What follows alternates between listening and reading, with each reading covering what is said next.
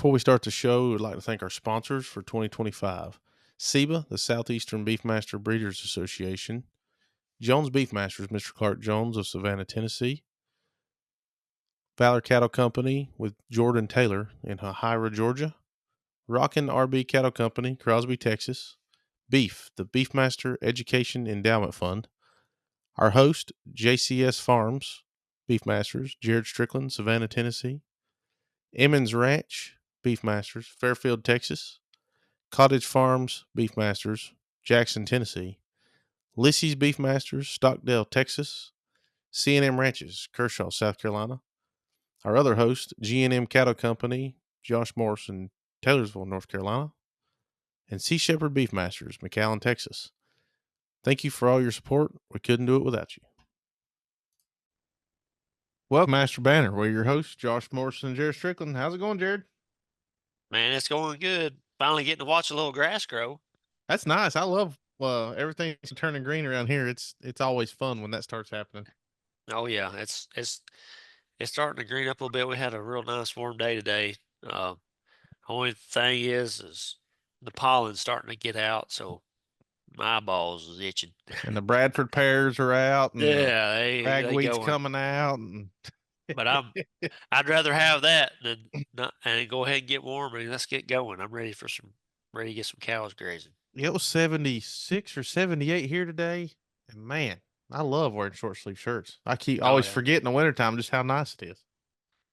Yeah, but it's coming along. It is. It is. But tonight we've got Mr. Greg Montgomery of the University of Arkansas at Monticello with us. How are you, Mr. Greg? Man, it just don't get no better, buddy. Well, that's good to hear. How's the weather there?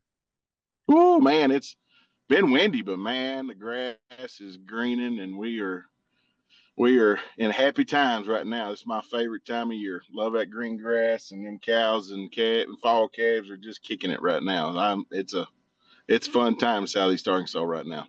Absolutely. It is that here too. It's getting ready to we're actually getting ready to wean a couple, or I say a couple, we're getting ready to wean our fall herd here in the next week or two, and it's always fun to kind of wean them and get them going. And uh right here, with the grass starting to grow, they're not having to be on hay as much, and you can really see them turn it on when they get past this initial weaning stage. It's always fun to watch.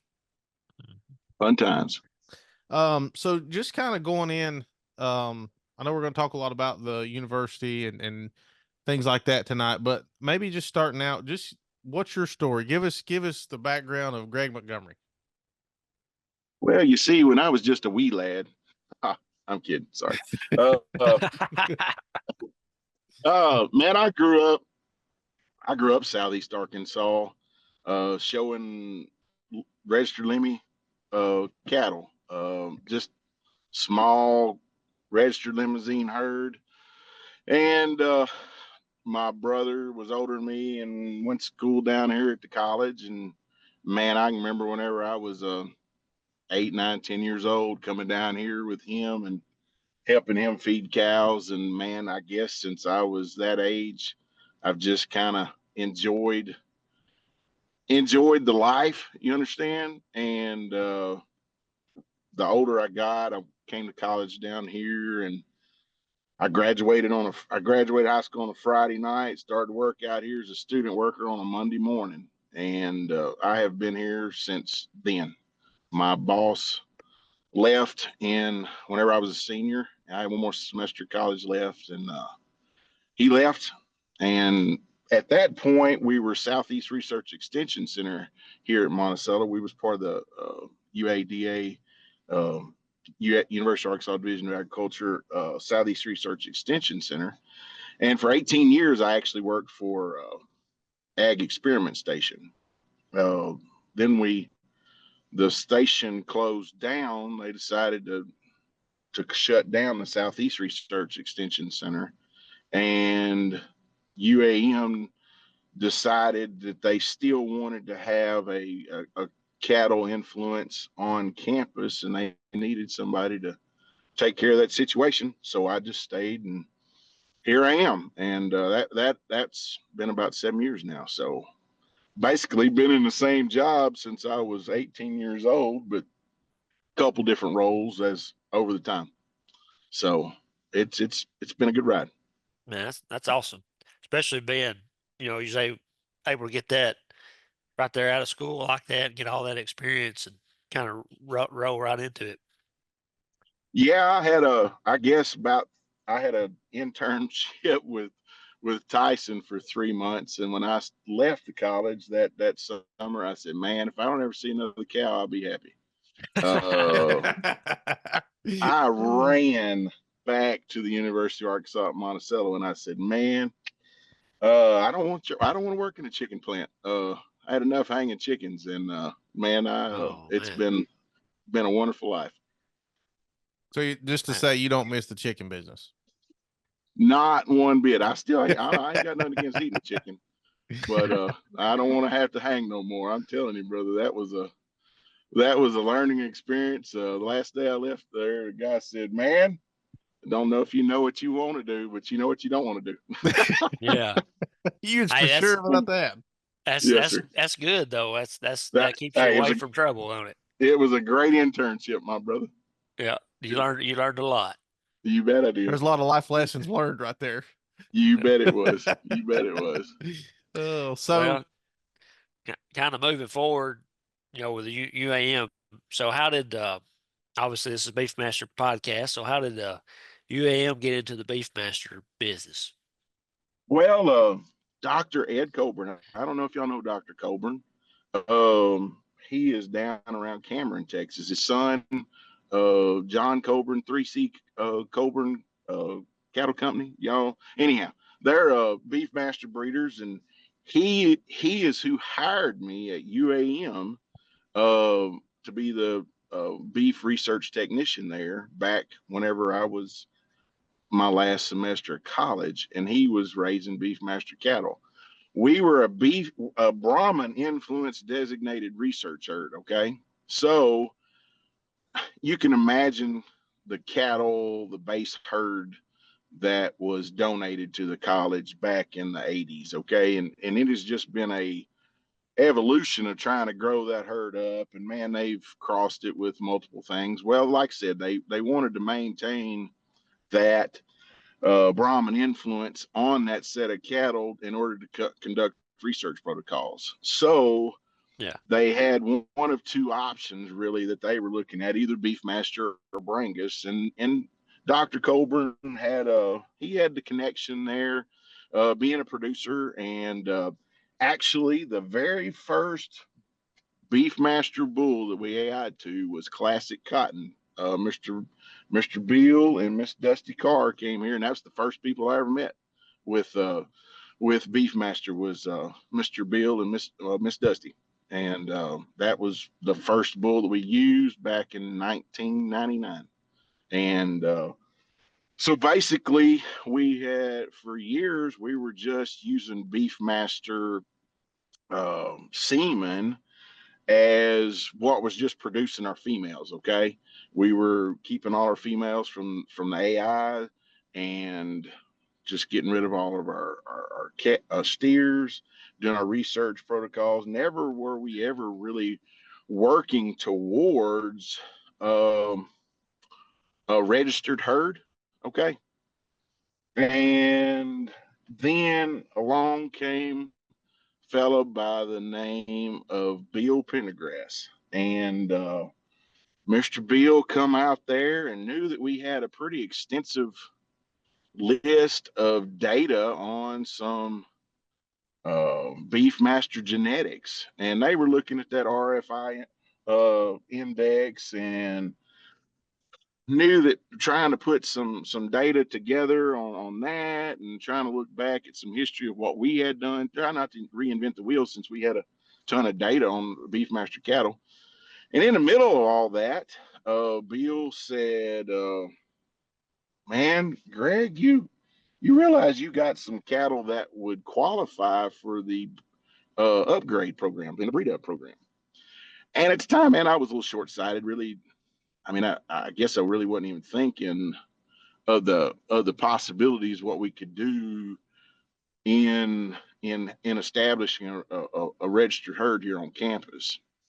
And so We rocked along, did some index numbers down at event. Still talk to Mr. Bill today, and finally I said, man, talking to Bill several more times, he said, man, that would give you some more avenues on campus with this set of cattle.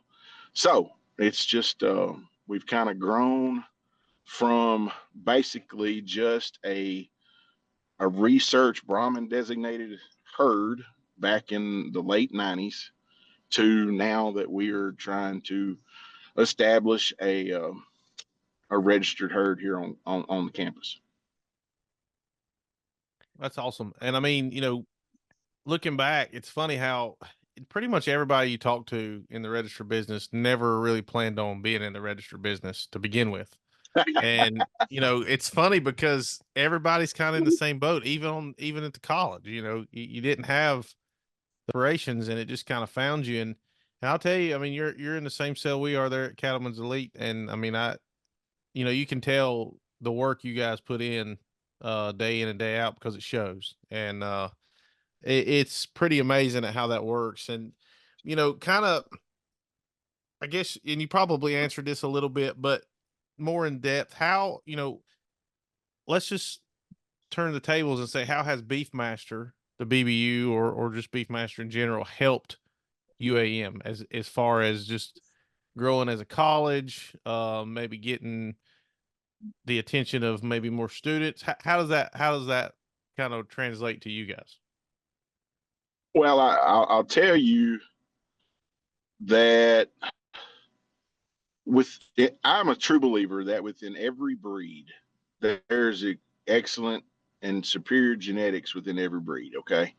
I just think that's the case. The reality of it is because of the love that we have been getting from the Beefmaster breed, it allowed us to get the superior genetics in our herd from AI and all those years, and from now, um, at a rate at which we can afford, which is most of the genetics we've gotten at the university has been donated to us. So it allowed us to be able to establish a herd of cattle that, today, I mean, it's not the end result, but man, folks around here, they can tell you just how much the herd has grown in quality. And it's 100% because the Beefmaster breed has just decided, hey man, we want to see UAM succeed. And there's just been several. And I'll say this, and I'll say this until I'm out on my head of my job. We're in the people business, man. I we're raising Beefmaster cattle, and I work at a university. Man, I have an excellent job, but we're in the people business. And to me, that's been the greatest part about being in the Beefmaster, kind of getting my feet wet into this thing, has been the number of people that have just shown us so much love. And of course, there's multiple directions that people go with their genetics and groups that they're tied to or anything. And we have tried to be the number one fence straddler because we have tried to work several genetics together. But the people that we have met, man, I'm telling you, dude, I'm just overwhelmed and blessed by the number of people. And to me, that's what's given us opportunity, because the cow game, man, it's almost like getting street cred. Does that make sense? It Yeah, does. 100%. Takes time. And if it does, it takes time, and you got to get some street cred. I've been out at the university for a long time, 30 years, man. And for the first 15 years, I was just a dumb kid. Okay. And majority of that was pretty true, but I'm still saying some of the same things today at almost 50. And for some reason, there's a few more people that actually listen. Um, and you just you kind of gotta get some street cred in the game. You know what I mean?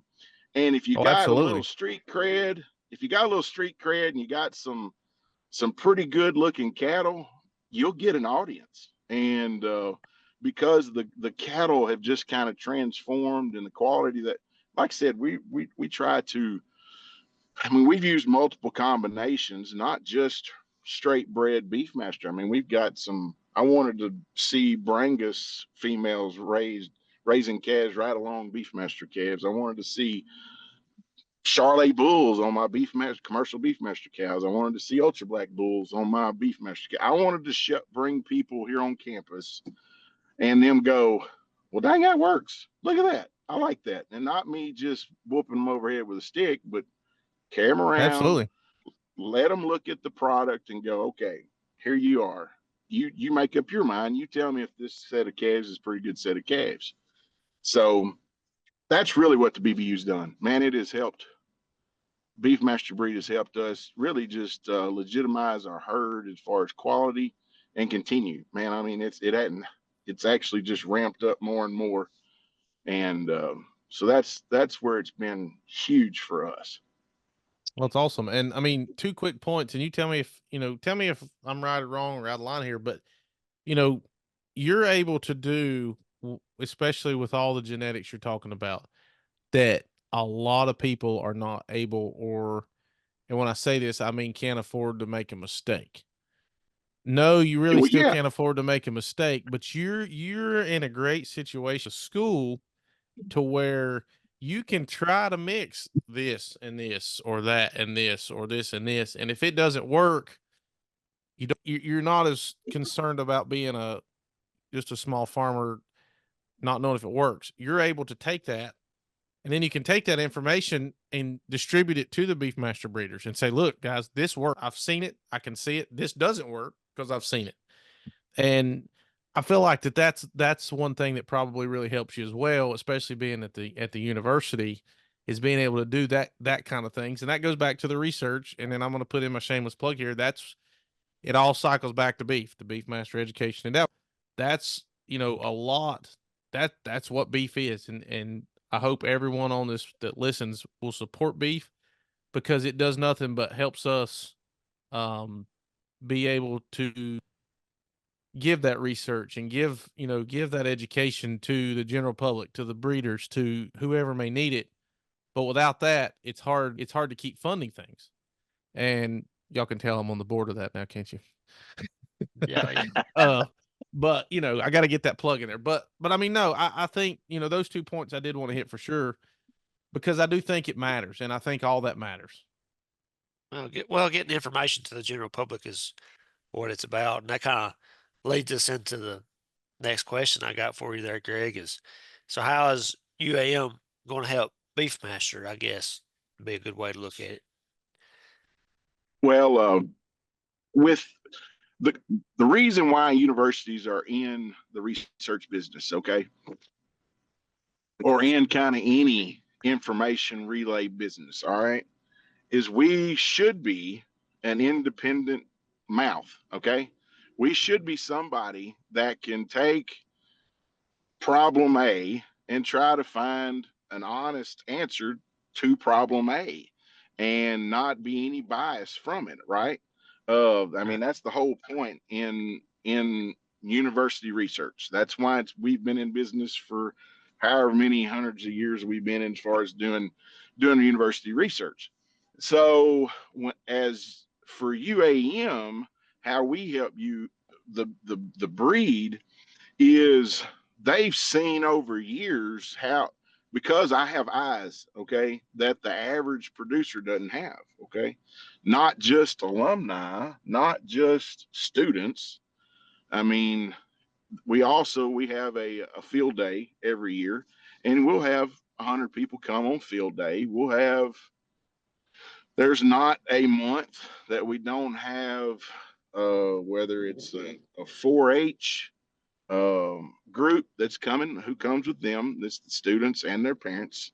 You get so many eyes on a set of cattle and people going, well, man, that's pretty. Well, I like that. And basically in an area to where there's not just an enormous number of Beefmaster cattle down here in Southeast Arkansas. So now people because we're extremely visible, people are seeing us and what we're raising because we're not just the average producer. And now, my budget is, and where I'm different than other larger universities, so I don't have a set budget.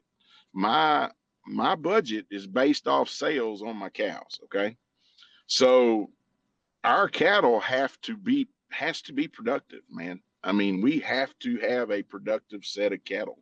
I what I do with the cows depends on how well the cows do. So I can't take uh, hits to my budget and still make it, which is a lot like a producer.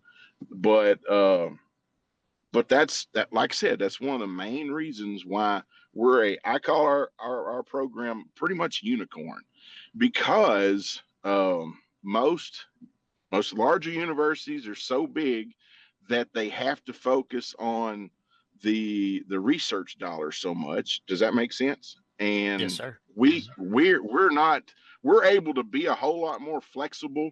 I don't know if y'all have been around beef cattle research programs, but man, golly, they tie up so much capital as far as land and resource. Man, it's just so much resources that a research designated herd does, and there's so much you cannot do with them because, man, whether they're in a grazing system or so, because we're not necessarily we're not as large as some of the universities. We don't have as much faculty on staff to gather all those. Uh, they're not getting paid by grant and research dollars. Most of our faculty, men, are getting paid strictly 100% to teach classes. Okay, we have about 120 students in our ag program, and we have two in our animal science department. And now just so happens both of them are vets, and that's very nice. But It works out in your advantage there sometimes, probably. oh, that's a like yet again, that's a huge advantage that Greg has. Having a pocket veterinarian, especially two of them, is real nice. But you see where UAM can be a huge benefit, especially now that we're starting to get a little street cred. Go back to that.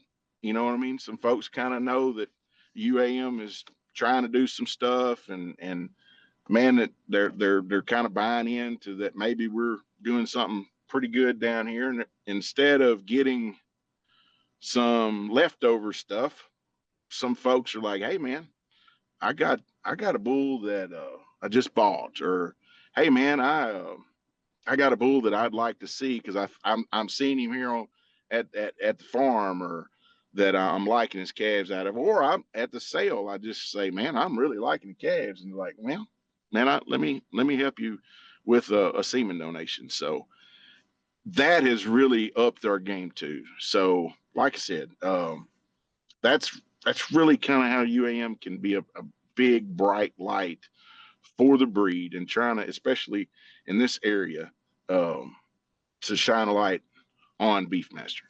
Yeah, I like that. That's good, and hope everybody listening can kind of see how unique uh, UAM is to our breed and the opportunity there we have. So we definitely need to be out supporting you guys and having it make it work for y'all.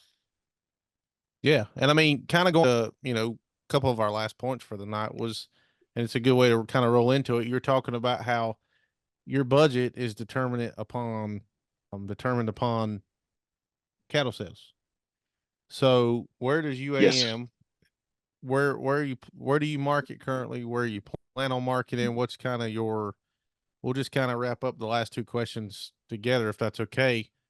And where is the end goal for UAM herd? So we've heard everything, but kind of where the rubber meets the road is these last couple questions here. Is just kind of give us your insight on what you think there.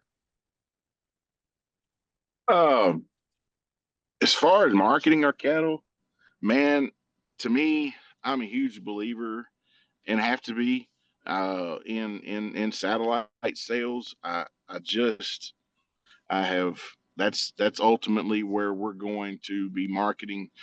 I cannot sell private treaty university cattle. I can't private treaty cattle. I have to have a it has to be underneath. Jared, help me.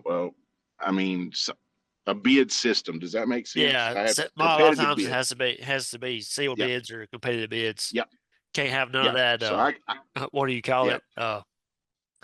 Government kind of stuff, tit for tat or whatever Exactly. you call it. That's a good Exactly. political answer. Good job. Yeah, Yeah. or 100%. Yeah. So I can't just put a sign out here at the road and say bulls for sale or cattle for sale. So we have a sale the end of April every year. Last week in April 26th this year, we'll plug that.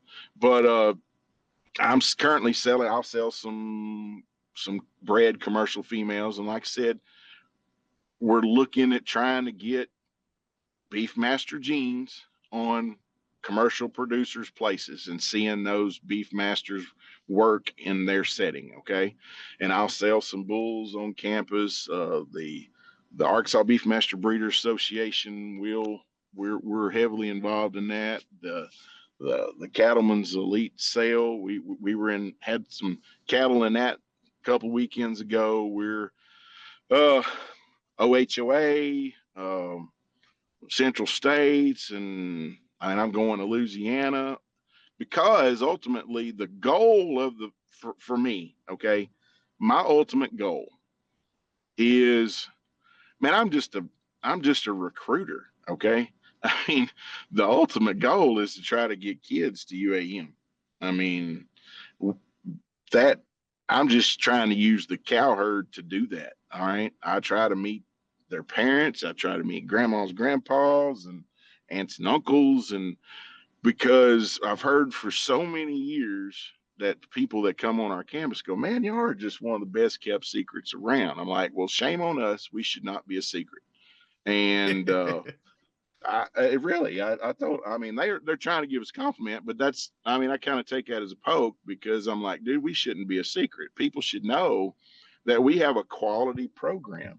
And to me, it's kind of my charge as the farm manager to use the farm as a asset to meet people. I mean, and to meet parents and to meet prospective students. I mean, we have a beef cattle show team. We show cattle. College students, what better place to meet FFA students and 4-H students, right? And so the end goal and ultimately is the goal that every other producer has, and that is um, just to have the best set of Beefmaster cattle that we can possibly raise. That's going to not only make UAM look good, make Beefmaster cattle look good, make make students that want to have a hands-on program be able to come to UAM and get hands-on. Because that's what separates UAM's program from other programs. We get to have hands-on.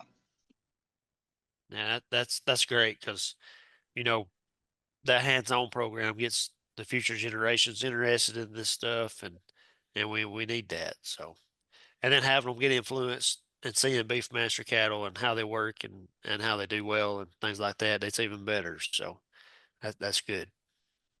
Yeah, absolutely. And man, it's been really cool having you on because I've that we've ever in the almost 4 years we've done this. I don't know that we've really talked actual research kind of like what we did tonight. So that was really cool to hear that side of it. And Greg, you're always welcome on here. And folks, if you've never met Greg, he is most personable, one of the nicest people you'll ever meet. Funny, loves to talk, loves to chit chat. So I encourage you to reach out to him. If you've never talked to him, never met him, I encourage everyone to reach out to him. Now I'm going to get your phone blew up, Greg. There you go, brother. Yeah, I second that. We had a big old time in Arkansas last weekend. Man, it was a blast. It was a blast. He's on to be around. So that's one thing that you don't get to see as much, especially, I had never met you until the elite sale started. And struck up a friendship, and this year we even got to talk even more than that. So it was really cool to have that going, and that just kind of shows too what the Beefmaster breed does, brings people together from everywhere, and that's what we try to do, and that sounds like that's what you're trying to do at UAM. So that's awesome.